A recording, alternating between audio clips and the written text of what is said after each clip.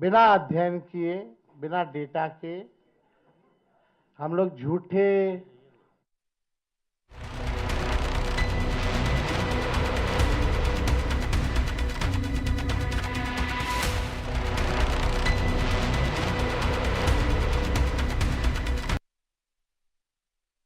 You're watching NewsX and I'm Shivani Singh. The India Meteorological Department warned of a severe cyclonic storm named Monta, which is expected to make landfall today. The deep depression in the Bay of Bengal, which recently intensified to form Cyclone Monta, was centered near latitude 14 degrees north and longitude 83.5 degrees east on October 27th.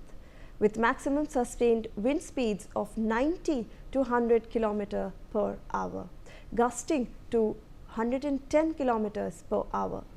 Cyclone Monta continues to strengthen ahead of its expected landfall today. The IMD has issued weather alerts for various districts of Andhra Pradesh, Telangana, Tamil Nadu, Odisha, Chhattisgarh and Kerala, where Cyclone Monta is expected to have a significant and widespread impact. Now let's take a look at a live location, live cyclone tracker. So viewers, on your screens you would be able to see this is the path that Cyclone Monta is currently taking, and it will make landfall, and this is the cone of uncertainty that is described. Why this is described as the cone of uncertainty is because we cannot clearly predict where it will make landfall. However, this is the region where this cyclone will make landfall.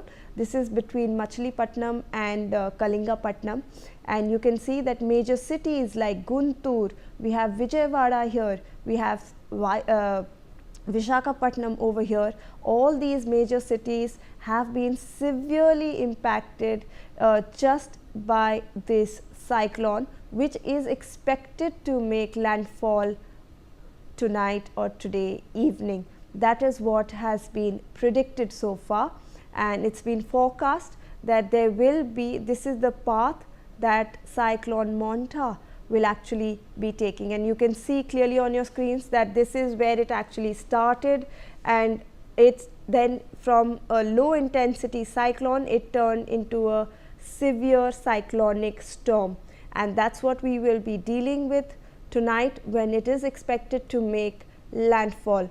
Let's also look at how much rainfall there will be in these areas, viewers. So these areas that are highlighted in shades of red, orange and yellow, these are the areas which will receive very heavy to moderate rainfall. So on your screens you can see these are heavy rainfall areas, 10 mm per hour, and this area Guntur, Andhra Pradesh, Nellore, Visakhapatnam, Vijayawada, all these areas will in fact get a lot of rainfall, heavy to moderate rainfall in this area, and people have been advised to in fact take that into account. So you can see that even as it progresses and it makes landfall, we have the forecast of how much rainfall these areas will receive, but even currently these areas are getting heavy to moderate rainfall, and this is how you actually see which area. So as the cyclone shifts upwards towards the northwest, this area as well will shift into this land over here when it makes landfall, and that's when even more severe rainfall is expected. So Telangana, Andhra Pradesh, Tamil Nadu, Kerala, all parts, even Odisha have been in fact have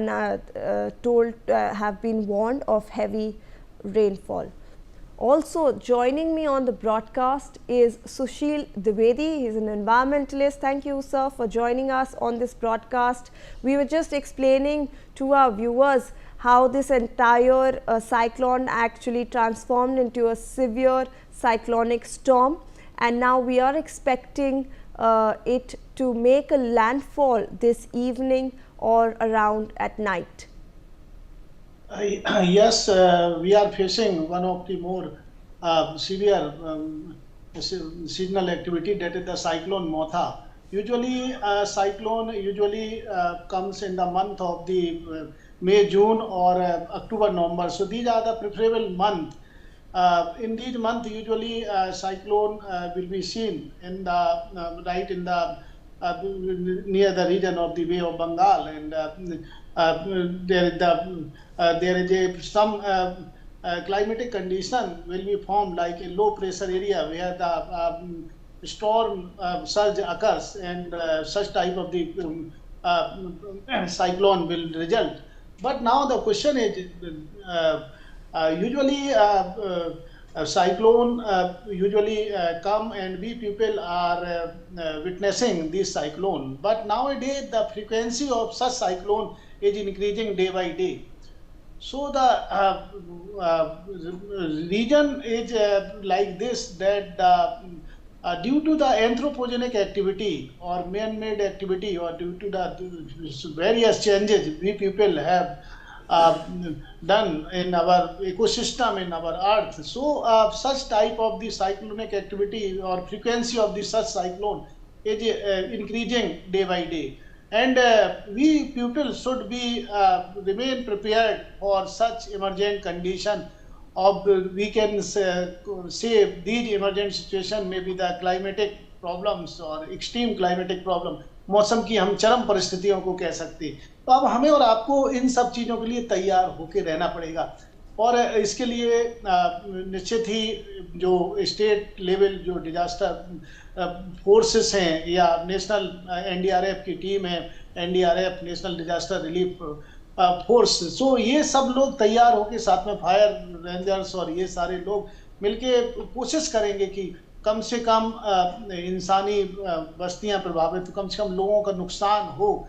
लेकिन बार बार इस चीज़ों की तरफ इंसान को सोचना ही पड़ेगा। Sooner और later we should retrospect that our anthropogenic activities are proceeding in such a way that our humanity is in a severe crisis due to the such type of the storm. And in the future, if we want to live in a harmony with the nature. Absolutely, sir. Absolutely. Also on our screens, we are seeing currently the wind speed that is going to be, and we can see that there are, areas that are in red, which are going to see wind gusts up to 90 kilometers per hour. And the IMD has also forecast when it makes landfall over there in Andhra Pradesh, the wind gust is expected to reach 110 kilometers per hour.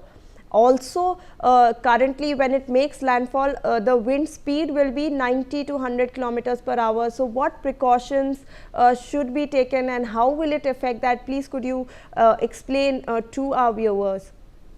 Yes, people should move toward the areas where the government has prepared some shelter house or shelter place. So people should follow the government instruction, and they should carry one torch and some medicine, as well as some important things that are for their beneficial for their survival. And because the speed of the cyclone is so severe, so definitely there will be the greater loss of the properties as well as the living things. So my suggestion is please follow all the government instruction, and NDRF people are already doing the good job. So, and you media persons and media Sansthan is doing a nice job in making sensitizing the people, and it is a time to move toward the place which is safer, and that will be helpful in the lesser impact of the cyclone Metha. Absolutely, sir. Please do stay on with me. I'll come back to you to discuss how a climate change also is affecting the frequency of this, such storms in the region. Meanwhile, my colleagues Akshay Maharana is joining from Gopalpur, Odisha, and Deepak Vishwakarma from Kakinada in Andhra Pradesh.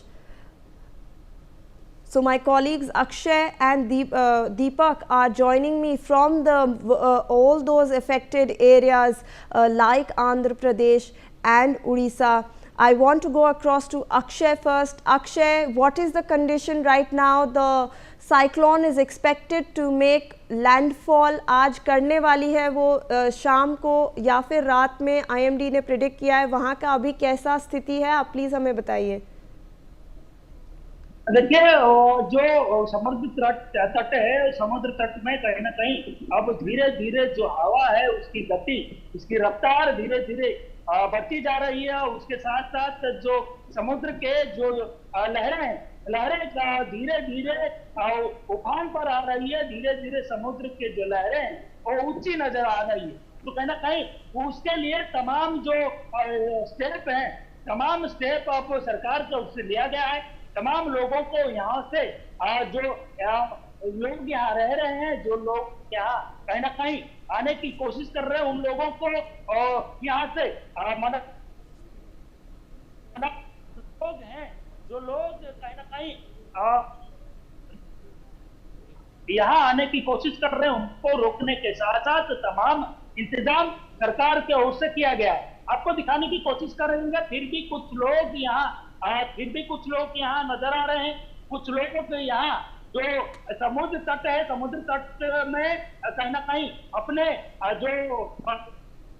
कहीं ना कहीं selfie और कहीं ना कहीं जो video के नाते यहाँ पहुंच रहे हैं। तो कहीं ना कहीं उनको भगाने की सरकार के ओर से जो पुलिस है उनको तैनात किया गया है। सरकार के ओर से तमाम जो इंतजाम किया गया है कि कैसे लोग यहाँ मुसीबत में ना पड़े।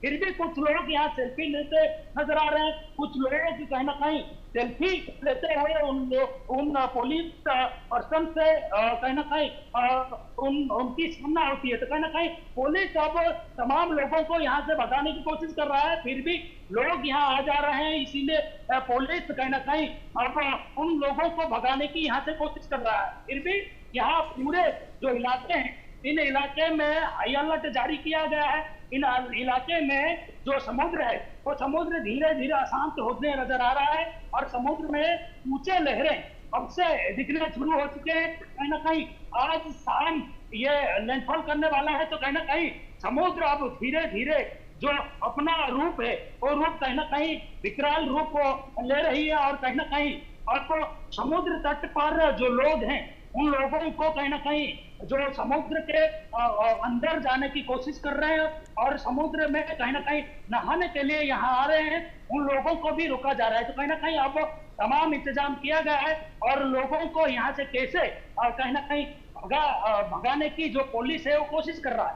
फिर भी लोग यहाँ जो लहरें हैं उसको देखने के लिए आ रहे हैं। फिर भी लोग जो आ रहे हैं उन लोगों को रुकने की कोशिश किया जा रहा है। उसके साथ साथ जो बारिश की संभावना जो तटीय इलाके में है, बारिश की संभावना कहीं ना कहीं बहुत सारे जिलों में बारिश अब नजर आ रही है। उन इलाके में जैसे लैंडस्लाइड की खतरे बढ़ जाती है, उन इलाके में कहीं ना कहीं अब लैंडस्लाइड की जो खतरे हैं उन इलाके में एहतियातन कदम उठाते हुए तमाम रेस्क्यू टीम को भेज दिया गया है। उन इलाके में कैसे जो लोग हैं वो लोग कैसे सुरक्षित रह पाए और लोगों की जान की नुकसान ना हो, उसी के तहत तमाम जो अधिकारी हैं वहाँ काम कर रहे हैं। लगभग 2000 से ज्यादा मल्टीपर्पज। जी बिल्कुल अक्षय, हम आपके पास वापस आएंगे। We can see clearly that people are also there. Residents have been advised by the government and weather authorities to in fact stay indoors and exercise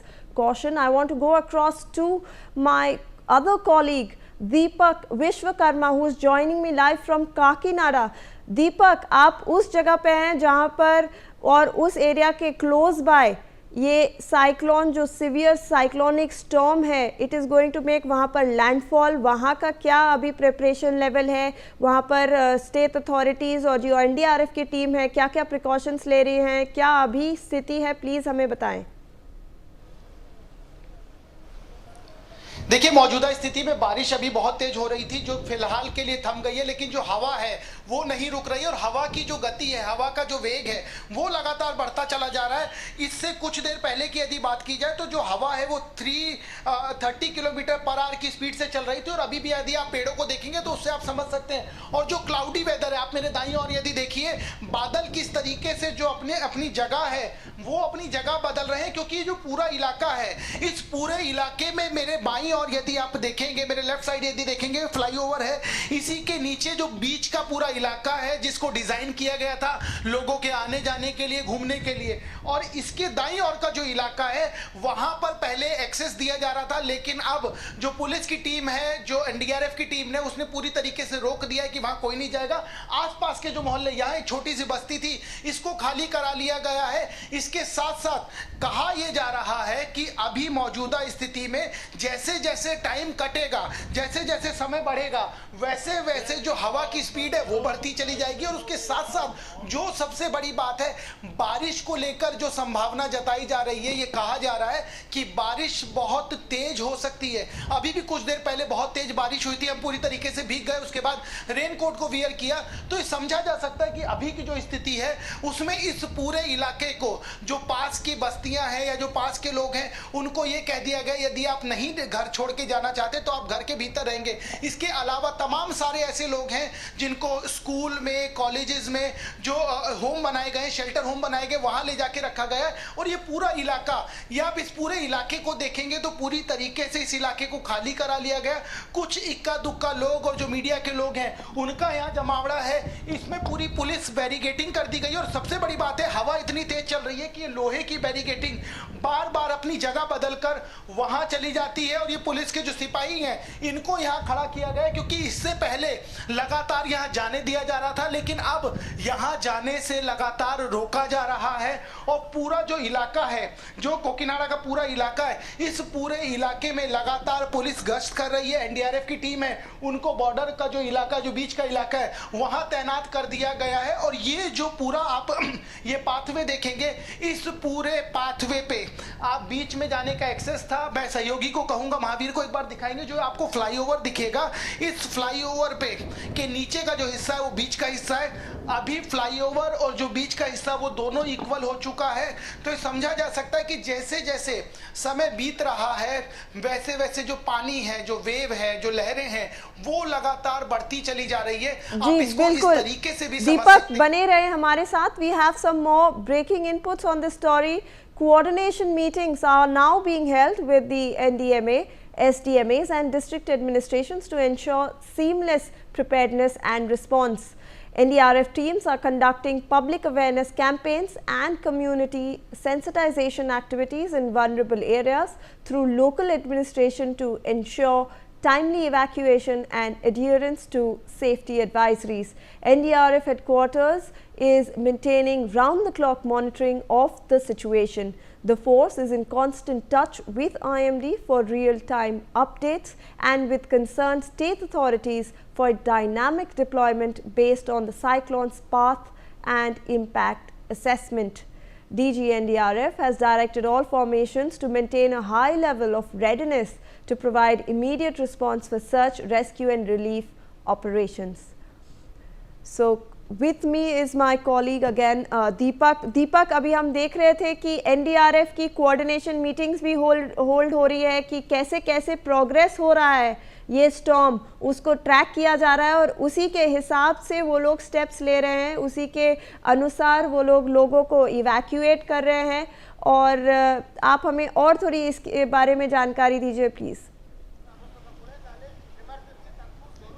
जी बिल्कुल, देखिए जो कोकीनाडा का इलाका जहाँ मैं मौजूद हूँ, वहाँ से यदि आप मैप को समझेंगे, जो आईएमडी जो मैप जारी कर रहा है उसमें यदि आप सर्कल देखेंगे तो वेव का जो सर्कल दिख रहा है वो इस पूरे इलाके को, जिस इलाके में मौजूद है, इस पूरे इलाके को गोल करता हुआ नजर आ रहा है। और उसका जो सर्कल है वो लगातार अपनी स्पीड बढ़ाता चला जा रहा है। तो जिस चीज के लिए कयास लगाए जा रहे हैं कि जो हवा की गति है वो लगातार बढ़ती चली जाएगी जैसे जैसे समय होगा, क्योंकि 10:30 बजे के आसपास का समय बताया गया गया है। और आप देखिए जो हवा चल रही है, पानी से समझिएगा, हवा देखिए कितनी तेज चल रही है। ये वही लहरों का पानी है जो बीच का पानी है, और ये बीच का पानी सड़कों पर आना शुरू हो गया है। जो बैरिकेडिंग की गई थी वो गिरनी शुरू हो गई है, और हम भी लगातार एक जगह नहीं खड़े हो पा रहे हैं, क्योंकि जिस तरीके से लगातार हवा चल रही है उससे ये समझा जा सकता है कि जो आईएमडी ने बताया था और जिस तरीके से ये बताया गया था कि तकरीबन 80 किलोमीटर पर आवर से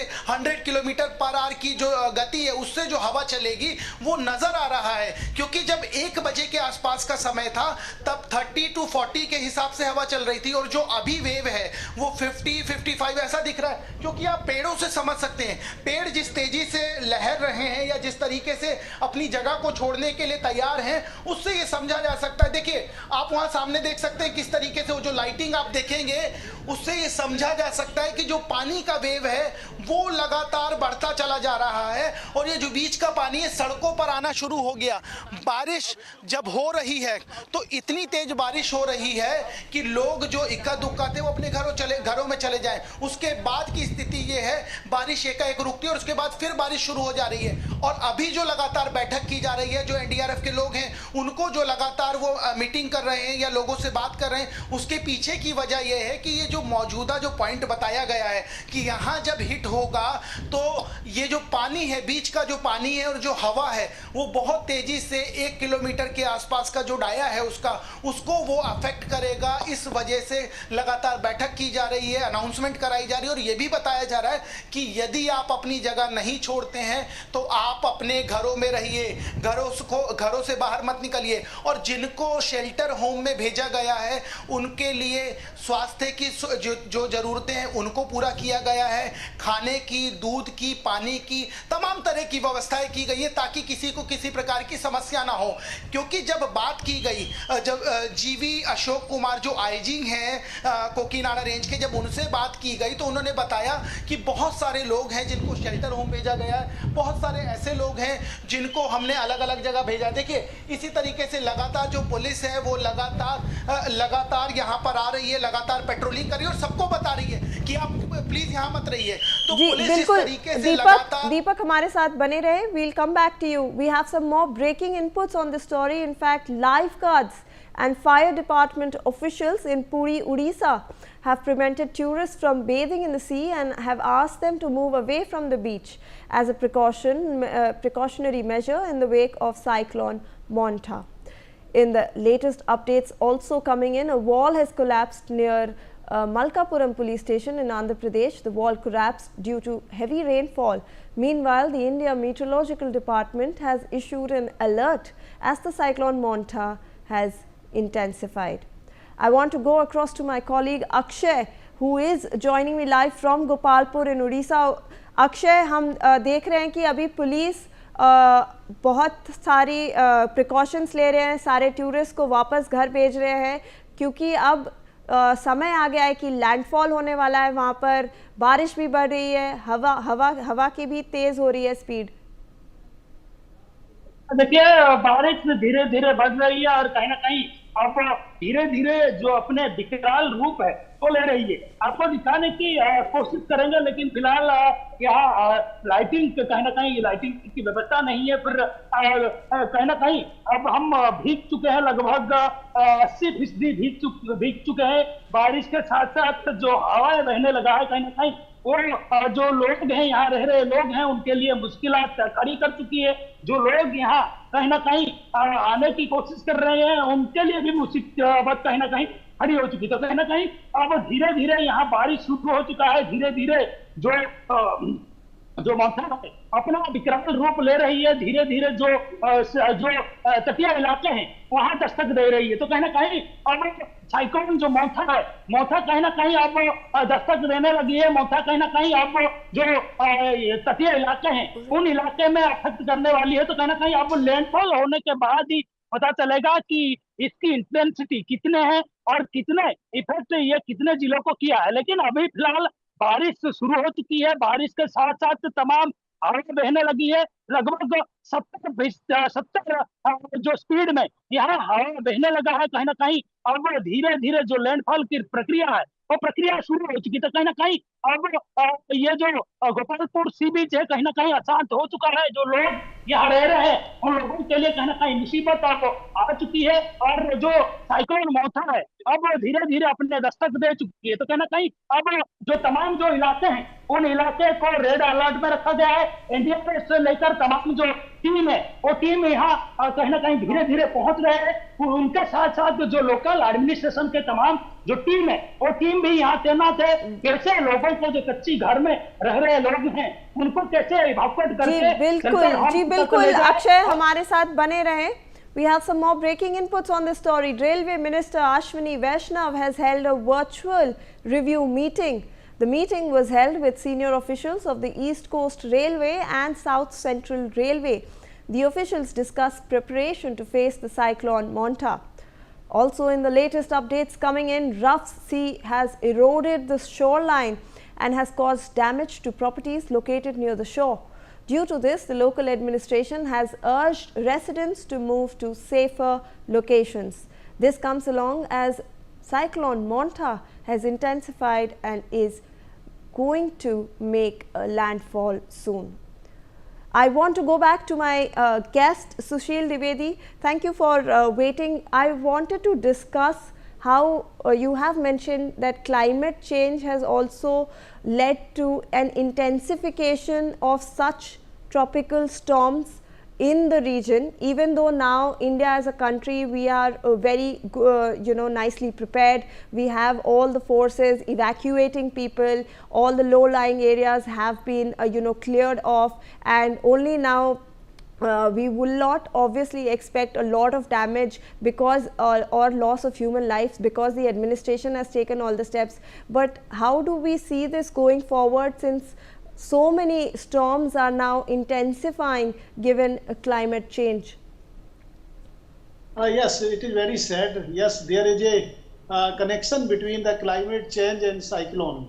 That is why the frequency of the cyclone is increasing day by day, as well as the intensity of the cyclone is also going to be higher.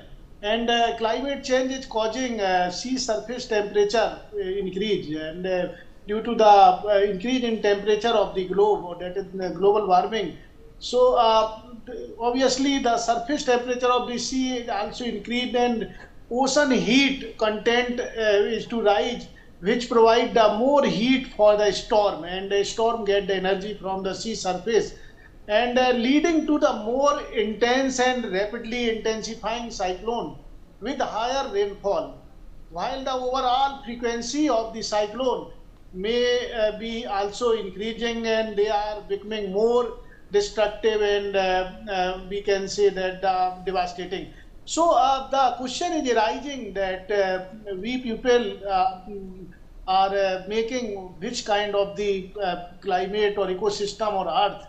So the answer is obvious that due to our man-made activity, now the whole pattern of the climate has been changed, and there is no overall prediction.